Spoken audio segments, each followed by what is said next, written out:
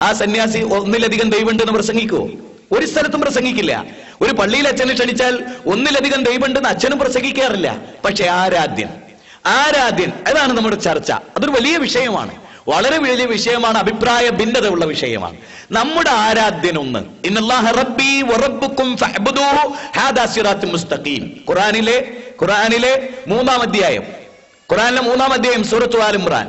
അവിടെ മഹാനായ ഈസാ നബി അലൈഹിസ്സലാം പറയുന്ന വാചകമാണ്, ഇന്നല്ലാഹ റബ്ബി വറബ്ബുക്കും ഫഅബ്ദൂഹു ഹാദാ സിറാത്തുൽ മുസ്തഖീം. 50-ാമത്തെ വചനം. നിങ്ങളുടെയും ഞങ്ങളുടെയും റബ്ബ് ഏകനായ റബ്ബാണ്. ഈസാ നബി, യേശുക്രിസ്തു നോക്കൂ, ഈസാ അലൈഹിസ്സലാം. മുസ്ലിമിന്റെ മനോഗതം കുറെ കൂടെ ഉയർന്നു നിൽക്കുന്നു എന്നുള്ളതാണ് സത്യം. ഇതിപ്പോ മനസ്സിലാവും. നിങ്ങൾ നോക്കൂ, മുഹമ്മദ് നബിയുടെ പേര് കേൾക്കുമ്പോ ഒരു ക്രിസ്ത്യാനിയോ ജൂതനോ അലൈഹിസ്സലാം എന്ന് പറയോ? നേരെ മറിച്ച് ഒരു ക്രിസ്ത്യാനി ആദരിക്കുകയും ആരാധിക്കുകയും ചെയ്യുന്ന യേശുക്രിസ്തുവിന്റെ പേര് കേട്ടാൽ ഒരു മുസ്ലിം അലൈഹിസ്സലാത്തു വസ്സലാം എന്ന് പറയും. അങ്ങനെയുള്ള അവനെങ്ങനെ ക്രിസ്ത്യാനിയെ ശത്രുവായി കാണാൻ കഴിയും? യേശുക്രിസ്തുവിന്റെ പേര് കേൾക്കുമ്പോ അലൈഹിസ്സലാത്തു വസ്സലാം, ദൈവത്തിന്റെ രക്ഷയും സമാധാനവും നിനക്കുണ്ടാവട്ടെ. മോസസ് പ്രവാചകനെ പറ്റി കേൾക്കുമ്പോ അലൈഹിസ്സലാത്തു വസ്സലാം. ലോകത്ത് യേശുക്രിസ്തു മഹാനായ പ്രവാചകൻ എന്ന് നമ്മൾ ഒരുപാട് പുസ്തകം എഴുതിയിട്ടുണ്ട്. മുഹമ്മദ് നബി മഹാനായ പ്രവാചകൻ എന്ന് ഒരു ലഘുലേഖ പോലും ക്രൈസ്തവർ ലോക ചരിത്രത്തിൽ ഇന്ന് വരെ പ്രസിദ്ധീകരിച്ചിട്ടുണ്ടോ? ഇല്ല. എന്തേ കാരണം? ഇസ്ലാമിന്റെ പ്രത്യേകത അതാണ്. ഇസ്ലാം ഒരു പ്രത്യേക ചട്ടക്കൂട്. ഇസ്ലാമിനൊരു പ്രത്യേകതയുണ്ട്. ഇസ്ലാം ദൈവത്തിന്റെ മതമാണ്. യേശുക്രിസ്തുവിനെയും അതുപോലെ ലോകത്തെ എല്ലാ പ്രവാചകന്മാരെയും സൃഷ്ടിച്ച റബ്ബിൽ നിന്നതാണ് മതം. ഇസ്ലാം പരിചയപ്പെടുത്തുന്ന ദൈവം, നമ്മുടെ ആരാധ്യൻ ഒന്ന് എന്നതാണല്ലോ നമ്മുടെ ചർച്ച. ഈ വിഷയത്തിൽ നിങ്ങൾ നോക്കൂ, ബൈബിളിൽ ഓൾഡ് ടെസ്റ്റ്മെന്റ്, ന്യൂ ടെസ്റ്റ്മെന്റ് നിങ്ങൾ പരിശോധിച്ചു നോക്കൂ. പഴയ നിയമവും പുതിയ നിയമവും, അതുപോലെ അതിനു മുമ്പ് കടന്നു വന്നിട്ടുള്ള ഋഗ്വേദം, സാമവേദം, അഥർവവേദം, യജുർവേദം. ഋഗ്വേദം 10 മണ്ഡലങ്ങളാണ്.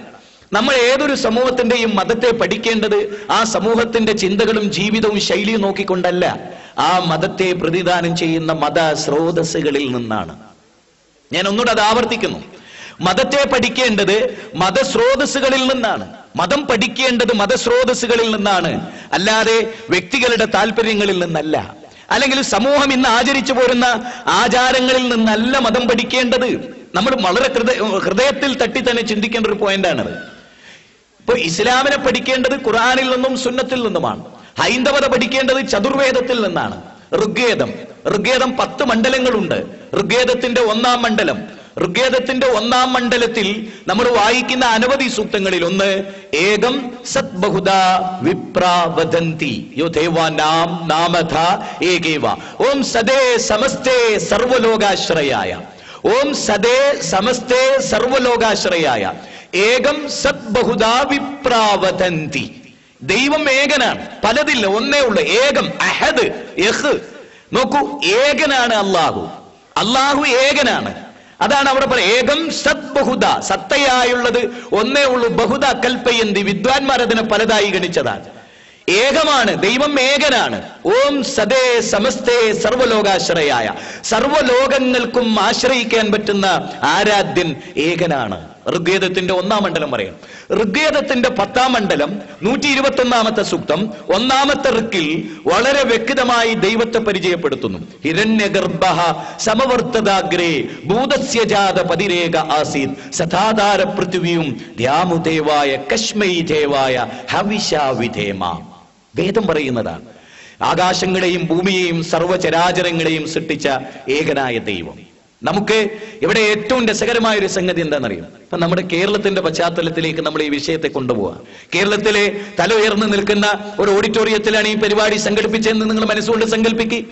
ആ കേരളക്കരയിൽ നാളെ പ്രഭാതത്തിൽ 1-2 അമുസ്ലിങ്ങളായ സഹോദരങ്ങൾ അവർ നേരെ ചെന്നിട്ട് ക്രൈസ്തവരുടെയും അതുപോലെ തന്നെ മുസ്ലിങ്ങളുടെയും വീടുകളിൽ ചെന്നിട്ട് ഹൈന്ദവർ പറയുന്നു, നിങ്ങൾ ശരിക്കും ശ്രദ്ധിക്കേണ്ട ഒരു പോയിന്റാണ് പറയുന്നത്.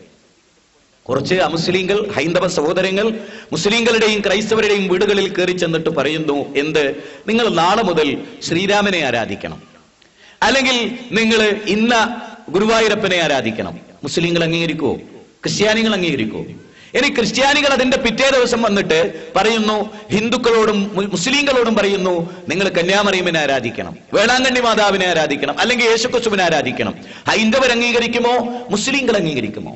മറ്റന്നാൾ മുസ്ലിങ്ങൾ ഇറങ്ങിയിട്ട് പറയും, നിങ്ങൾ മൊയ്തീൻ ഷെയ്ഖിനെ ആരാധിക്കണം, അല്ലെങ്കിൽ മുഹമ്മദ് നബിയെ ആരാധിക്കണം എന്ന് പറഞ്ഞാൽ ഹൈന്ദവർ അംഗീകരിക്കുമോ? ക്രൈസ്തവർ അംഗീകരിക്കുമോ? അതിന്റെ 4-ാം ദിവസം വേറൊരു കൂട്ടർ ചെന്ന് പറയുന്നു, നമ്മൾ ഒന്നാണ്, നമ്മുടെ ആരാധ്യൻ ഒന്നാണ്. നിങ്ങളുടെ ഈ 3 ദിവസവും നിങ്ങളെ സമീപിച്ചവരുടെയും ദൈവം, അവര് പരിചയപ്പെടുത്തിയ മഹാന്മാരുടെയും ദൈവം, ആകാശങ്ങളെയും ഭൂമിയെയും സർവ്വചരാചരങ്ങളെയും 714 കോടി മനുഷ്യരെയും, ഹിന്ദുവും മുസ്ലിമും ക്രിസ്ത്യാനിയും ജൈനനും ബൗദ്ധനും മതമുള്ളവനും ഇല്ലാത്തവനും എല്ലാറ്റിനെയും സൃഷ്ടിച്ച ഈ പ്രപഞ്ചത്തിന്റെ നാഥനെ ആരാധിക്കണം എന്ന് 4-ാമത്തെ ദിവസം വേറൊരു കൂട്ടർ ചെന്ന് പറഞ്ഞു. ഇതിലേതായിരിക്കും ജനാംഗീകാരം ഉണ്ടാകുക? 4-ാമത്തെ ദിവസം ചെന്നവർക്ക് ഒരു കൂട്ടർ വന്നിരിക്കുന്നു, അവരേതെങ്കിലും ഒരു പ്രത്യേക ദൈവത്തിലേക്കോ ദേശത്തിലേക്കോ അല്ല അവർ ക്ഷണിക്കുന്നത്, ആകാശഭൂമികളെ സൃഷ്ടിച്ച സിട്ടാവിലേക്ക് ക്ഷണിക്കുന്നു. അവർ ഹിന്ദുവിന്റെയും മുസ്ലിമിന്റെയും ക്രിസ്ത്യാനിയുടെയും ജൈനന്റെയും ബൗദ്ധന്റെയും ദൈവത്തിലേക്ക് ക്ഷണിക്കുന്നു. അവർ ഈ സന്ദേശത്തിനാണോ മൗലികത? വർഗീയതയുള്ള വിശ്വാസത്തിനാണോ മൗലികത? എന്തുകൊണ്ട് ബാബരി മസ്ജിദ് പ്രശ്നമുണ്ടായി? എന്തുകൊണ്ട് ശ്രീരാമന്റെ പേരിൽ തർക്കമുണ്ടായതുകൊണ്ട്? നിങ്ങൾ ആലോചിച്ചു നോക്കി. ഇസ്ലാം പരിചയപ്പെടുത്തുന്ന അള്ളാഹു, ഞാൻ വിശുദ്ധ ഖുർആനിൽ നിന്ന് 1-2 വാചകങ്ങൾ നിങ്ങളുടെ ശ്രദ്ധയിൽപ്പെടുത്താം. വിശുദ്ധ ഖുർആൻ വളരെ വ്യക്തമായി പഠിപ്പിക്കുന്ന ഏകദൈവ വിശ്വാസം. ഖുർആൻ പരിചയപ്പെടുത്തുന്ന ദൈവം ആരാണ്? ഖുർആൻ പരിചയപ്പെടുത്തുന്ന ദൈവം. ഞാൻ ഒരു യാത്രക്കിടയിൽ ഒരു അമ്മ ഭക്തനെ, കേരളത്തിലെ ഒരു അമ്മ ഭക്തനെ കാണാനിരിക്കിടയെ, ഞങ്ങളുടെ സംസാരത്തിനിടയിൽ ചർച്ചക്കിടയിൽ ഞാൻ അദ്ദേഹത്തോട് ചോദിച്ചു, നിങ്ങൾക്ക് എത്ര വയസ്സായി? അദ്ദേഹം പറഞ്ഞു, എനിക്ക് 60 വയസ്സായി. നിങ്ങൾ ആരാധിക്കുന്ന അമ്മയ്ക്ക് എത്ര വയസ്സായി? 54 വയസ്സായി. ശരി, നിങ്ങൾക്ക് 60 വയസ്സും നിങ്ങൾ ആരാധിക്കുന്ന ദൈവത്തിന് 54 വയസ്സും. അപ്പം നിങ്ങൾ ജനിച്ചപ്പോൾ നിങ്ങളുടെ ദൈവമല്ല. നിങ്ങൾക്ക് 6 വയസ്സായപ്പോൾ പോലും നിങ്ങളുടെ ദൈവം ജനിച്ചിട്ടില്ല. ആ 6 കൊല്ലം വായു ശ്വസിച്ചോ? അതെ. വെള്ളം കുടിച്ചോ? അതെ. സൂര്യന്റെ കിരണങ്ങൾ ഏറ്റുവാങ്ങിയോ? അതെ. ചന്ദ്രന്റെ നിലാവലകൾ ഏറ്റുവാങ്ങിയോ? അതെ. അപ്പൊ രമേശൻ നായരെ, ആ 6 കൊല്ലം നിങ്ങളെ സംരക്ഷിച്ചത് ആരായിരുന്നു? അന്ന് നിങ്ങൾ ഇന്ന് ആരാധിക്കുന്ന ദൈവം ജനിച്ചിട്ട് പോലുമില്ല. അദ്ദേഹം സ്തബ്ധനായി നിന്നു, മിണ്ടിയില്ല. അവസാനം പറഞ്ഞു, നല്ലൊരു ചിന്തയാണ് നിങ്ങൾ എനിക്ക് ഇട്ടു തന്നത്, ഞാനത് പഠിക്കട്ടെ എന്ന് പറഞ്ഞു. ഇസ്ലാം അവതരിപ്പിക്കുന്ന ദൈവം മരിക്കില്ല. നിങ്ങൾ നോക്കൂ, നമ്മുടെ നാട്ടിൽ ഒരു പ്രത്യേക ദൈവത്തെ കേന്ദ്രീകരിച്ചുകൊണ്ട് ആളുകൾ യാത്ര തിരിക്കുന്നു. ഉദാഹരണത്തിന് പുട്ടപ്പർത്തിയിലേക്ക് പോകുന്നു. ആ യാത്രക്കിടയിൽ വഴിമധ്യത്തിൽ വെച്ച് അവർക്ക് കിട്ടുന്ന വിവരം ഇന്നാള് മരിച്ചിരിക്കുന്നു എന്നാണ്. അവരാരെയാണോ ആരാധ്യനായി കണ്ടത്, ആ ആരാധ്യൻ മരിച്ചിരിക്കുന്നു എന്നാണ്. ഇസ്ലാമിക സമൂഹം ആരാധിക്കുന്ന ദൈവത്തിന് മരണമില്ല. മുഹമ്മദ് നബി സല്ലല്ലാഹു അലൈഹി വസല്ലമ മരിച്ചു. മുഹമ്മദ് നബി സല്ലല്ലാഹു അലൈഹി വസല്ലമ മരിച്ചപ്പോ ഉമർ ഇബ്നുൽ ഖത്താബ് റളിയല്ലാഹു അൻഹു റസൂലുള്ളാഹിന്റെ മരണം നിഷേധിച്ചു. വളരെ ഗൗരവമായി കാണേണ്ട ഒരു വിഷയമാണ്. ഉമർ ഇബ്നുൽ ഖത്താബ് റളിയല്ലാഹു അൻഹു അല്ലാഹുവിന്റെ റസൂൽ സല്ലല്ലാഹു അലൈഹി വസല്ലമയുടെ മരണത്തെ നിഷേധിക്കുന്നു. എന്നിട്ട് അദ്ദേഹം ഖുർആനിൽ നിന്നൊരു തെളിവ് ഉദ്ധരിക്കുന്നു. വആഖരീന മിൻഹുൽ ലമ്മാ യൽഹഖു ബിഹിം വഹുവൽ അസീസുൽ ഹകീം. അദ്ദേഹം തെളിവ് ഉദ്ധരിക്കുകയാണ്. റസൂല് മരിക്കാൻ പാടില്ല, കാരണം വരാനിരിക്കുന്ന സമൂഹത്തിലേക്കും പ്രവാചകനായി നിയോഗിക്കപ്പെട്ടു എന്ന് 62-ാം അധ്യായം 3-ാമത്തെ സൂക്തത്തിൽ പറയുന്നു. അബൂബക്കർ സിദ്ദീഖ് റളിയല്ലാഹു അൻഹു വന്നിട്ട് ഉമർ ഇബ്നുൽ ഖത്താബ് റളിയല്ലാഹു അൻഹു, അടങ്ങൂ ഉമറേ, ഖുർആനിലെ 2 ആയത്തുകൾ ഉദ്ധരിച്ചുകൊണ്ട് റസൂലുള്ള മരിക്കും എന്ന ആയത്ത് 3-ാം അധ്യായം 144-ാമത്തെ വചനം ഉദ്ധരിച്ചു. ആ ആയത്ത് കേട്ടപ്പോൾ സഹാബികൾ സ്തബ്ധരായി നിന്നു. റസൂല് മരിക്കുമെന്ന് ഉറപ്പായി, റസൂല് മരിച്ചു എന്നും അവർക്ക് ഉറപ്പായി. അബൂബക്കർ സിദ്ദീഖ് റളിയല്ലാഹു അൻഹു അവിടെ നിന്നൊരു പ്രസ്താവന നടത്തി. ഇസ്ലാമിന്റെ പ്രത്യേകത അതാണ്. ആരെങ്കിലും, ഇനിയാണ് നമ്മൾ ശ്രദ്ധിക്കേണ്ടത്, ആരെങ്കിലും മുഹമ്മദിനെയാണ് ആരാധിക്കുന്നതെങ്കിൽ ഖദ് മാത, അദ്ദേഹം മരിച്ചിരിക്കുന്നു. ഇസ്ലാമിന്റെ പ്രഖ്യാപനം. ലോകത്ത് വേറൊരു മതത്തിനും, ക്രൈസ്തവർക്ക് പറയാൻ പറ്റുമോ യേശു ക്രിസ്തുവിനെ ആരാധിക്കാൻ പറ്റില്ല? ഒരു ക്രിസ്ത്യാനിയും പറയില്ല. പറയുന്ന ഒരു വിഭാഗം ആളുകളൊക്കെ അവർക്കിടയിൽ ഉണ്ട് എന്നാണ്, അല്ലെ? നിങ്ങൾ ആലോചിച്ചു, അങ്ങനെ പറയുന്നവരുണ്ട് എന്നാണ് പറയുന്നത്. അത് ജനങ്ങളെ മുഴുവനും ബോധവൽക്കരിക്കേണ്ട വളരെ പ്രധാനമായ ഒരു കാര്യമാണ്. ശ്രീരാമൻ ദൈവമല്ല, കേവലം ഒരു മനുഷ്യനാണ് എന്ന് ഹൈന്ദവർ പ്രസംഗിക്കുവോ? മുഹമ്മദ് നബി ഒരു മനുഷ്യനാണ്, ദൈവത്തിന്റെ ഒരു അംശവുമില്ല എന്ന് സകല മുസ്ലിങ്ങൾക്കും പ്രസംഗിക്കാൻ കഴിയും. അതുകൊണ്ടാണ് അബൂബക്കർ സിദ്ദീഖ് റളിയല്ലാഹു അൻഹു പറഞ്ഞത്, ആരെങ്കിലും മുഹമ്മദിനെയാണ് ആരാധിക്കുന്നതെങ്കിൽ ഖദ് മാത, അല്ല അല്ലാഹുവിനെയാണ് ആരാധിക്കുന്നെങ്കിൽ ഇന്നല്ലാഹ ഹയ്യുൽ ലാ യമൂത്ത്, അല്ലാഹു ഒരിക്കലും മരിക്കാത്തവനാണ്. അല്ലാഹു ലാ ഇലാഹ ഇല്ലാ ഹുവൽ ഹയ്യുൽ ഖയ്യൂം, എന്നെന്നും ജീവിച്ചിരിക്കുന്നവൻ, എല്ലാം നിയന്ത്രിക്കുന്നവൻ.